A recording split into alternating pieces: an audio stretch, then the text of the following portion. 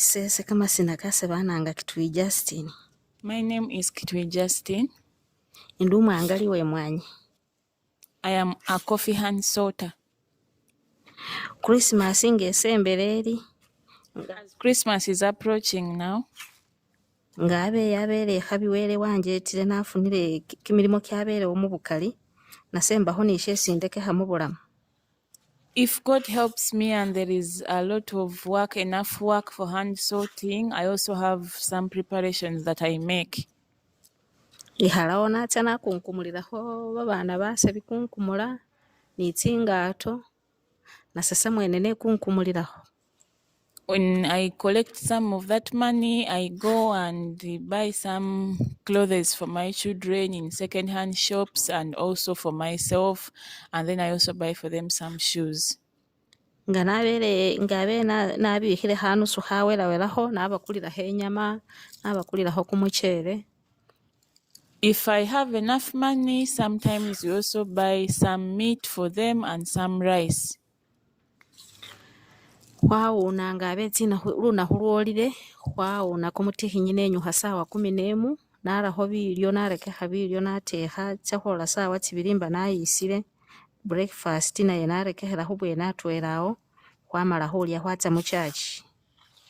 When the day has arrived, the real Christmas day, I wake up like at around 5 a.m. I prepare all the food that we are going to eat. By 8 a.m., the food is ready, then we prepare and go to church. Nga hwamile huchachi hwakobola hwalya shekumosi. After coming from church, we come back and have lunch. Hwamala hulya lunch uyo hwalila atwela ni baneiba befwe naddala bano basilamu bababona bali lunahu lwosi lubagasa tane nga nabo hwabasavinga. On that day, when we are having lunch, we also eat with our neighbors, especially those ones who are Muslims and they see that day is not celebrated. So on that day, we celebrate with them because they don't cook special food. We give them some food for lunch. Hwamala ngabe yaberewo shehunywanga soda oba juisi hwanywelaho. After that, we also take some soda and juice. Unywaho kumwenge naye ngabe yanywa obanywa busera naye aliliho celebratingirawo. For those who take alcohol, that is their day of also celebration. They also go and have some alcohol out there and have fun. Nga hwamalile hulyo hwacha hwakenda kamo hubonakaho basale befe nga sawa cholile sawa nga 11 hwakobola ingo. After lunch, we go out, go and visit our friends and be with them, spend some time with them. At around 5 p.m., we come back home. Kale hwakobola hwehalawo hwaba mumbozi sawa nga yolile yangolobe sawa nga ndwela hutsibili hwalya sheangolobe shefe silamiremo hwayenza bulili hwakona sihuba ni lukendo luleita. So after that, after coming back home, we sit and tell some stories to each other. Then at around time for dinner, we have dinner of the food that remained for lunch because normally we prepare a lot. And then after that, we call it a day, we go to bed. We don't have a lot that we do sometimes. Naramirenga Kitui Justin niyo kama sinakange umwangaliwe mwanyi era isinomela ayendu uhwangale mwanyi. I remain as Kitui Justin, that is my name, and I am a coffee sorter, and as we are speaking, I am sorting coffee. Thank you. I'm Miss Ambrose Jinyanya. I come from Skenis village. On the preparation for Christmas, this is what we are to do. We are to clean our house, smear it, we are to wash it, and we prepare majorly the family to be clean. Then on the day of Christmas, we wake up in the morning, we go to the church with the family members. From church, we come back and begin now enjoying because we are to prepare what we are going to eat before. That was the day before. Like we have to get a variety of food which have been not eating that day. It should be there. Then we are to eat now that food with our family and some clan members plus the neighbors. On that day, now, like in the afternoon, we are to have also some drinks with the family. Then we are to interact freely with the family and the children. So from there, we are to again sit with our members who are not able to prepare for Christmas because it involves some money. So they are to join us and we enjoy together. Then from there we sleep, and then the following day we are to continue some enjoyment, but it cannot be like that one of the very day of Christmas. Then on the 27th, we are now to resume our normal business of work.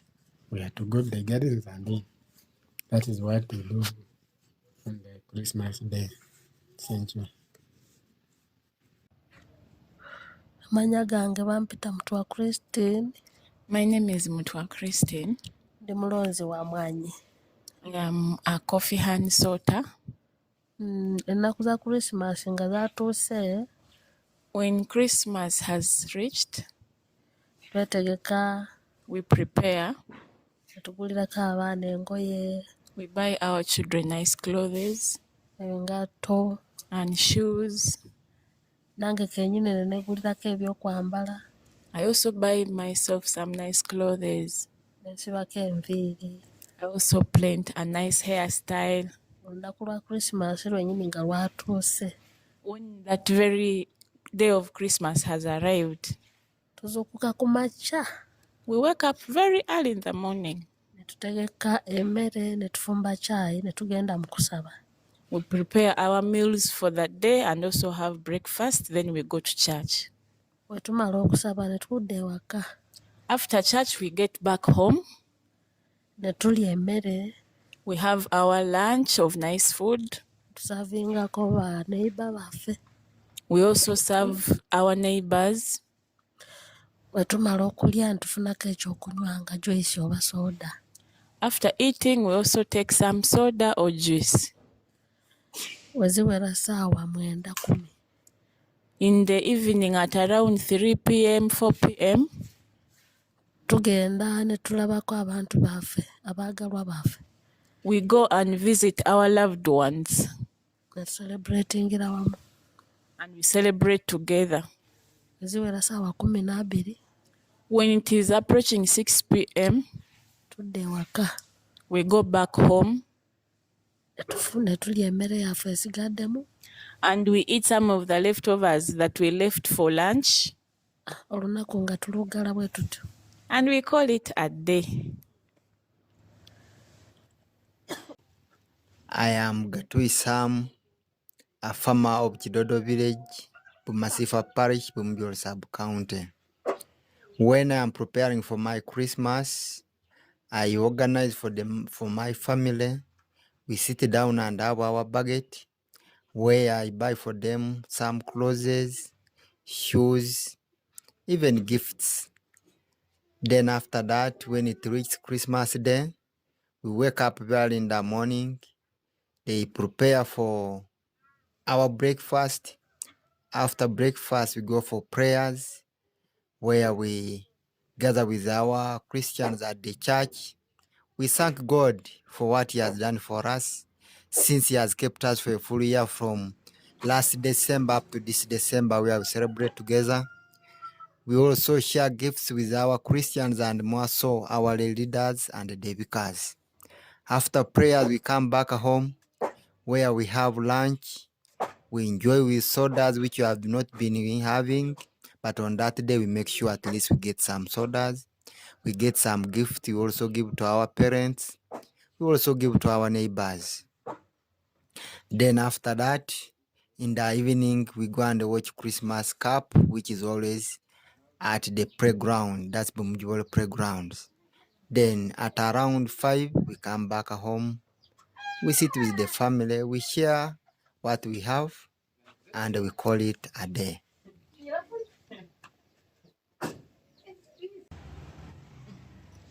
Amanya gange bampita Wegusasa Eva. My name is Wegosasa Eva. Ennaku zange za Christmas olwedde mba nazipulaninga kuva January paka December nga nkimanyi Christmas y'omwaka guno njagala ebeere bweti.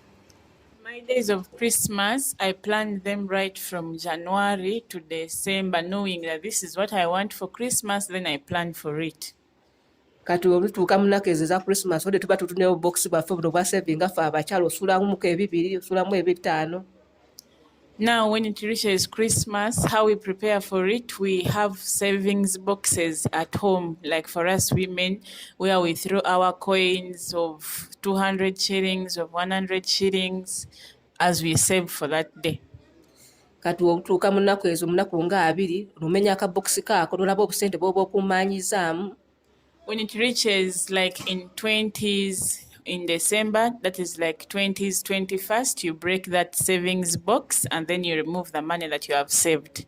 Kati n'omanya obusente bwokka bw'ofunye obwo n'obugabanyaamu n'owaako abaana kati nga nze abaana abange balina abavubuka bakulu si baana bato otona agenda obagulira engoye olina obbawa essente benyini bagule be baagala. Now, after breaking, you count that money and now start budgeting for it. You give to your children. Now, like for me, I am a mother of boys and they are teenage boys. I cannot go and start choosing for them. So I give them some of that money. They go and shop for themselves Christmas clothes.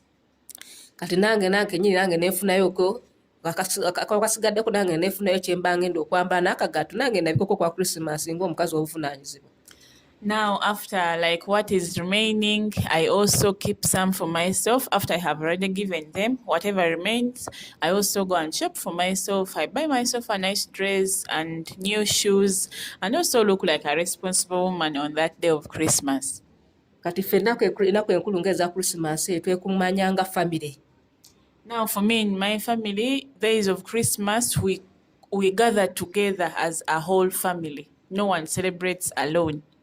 Ffenna nga batuli ba brothers tukuŋŋaanya wetubeera wamu ne ba sisters bonna baleeta abaana baabwe ne tujja ne tuliira eno kubanga tuno divide mulimu abasiraamu mulimu ng'omanyi omuntu waakula akyuka mulimu abaseventh kati ffenna nnaku tulina tugatharinga wetubeera wamu.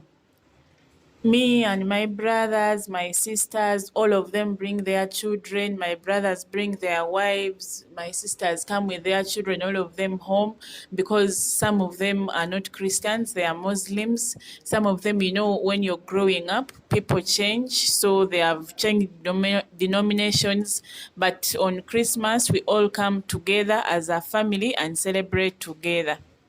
Era nga before Christmas nakutuuka batula meeting ne bakubira abantu amasimu ne baba budgets nga balaba bishop tugenda okuspendinga Christmas bafulumya budget eyo ne bagabira buli omu balabe sente meka tugenda okuspendinga Christmas so that omuntu contributing sente ezo tuzikose mu Christmas.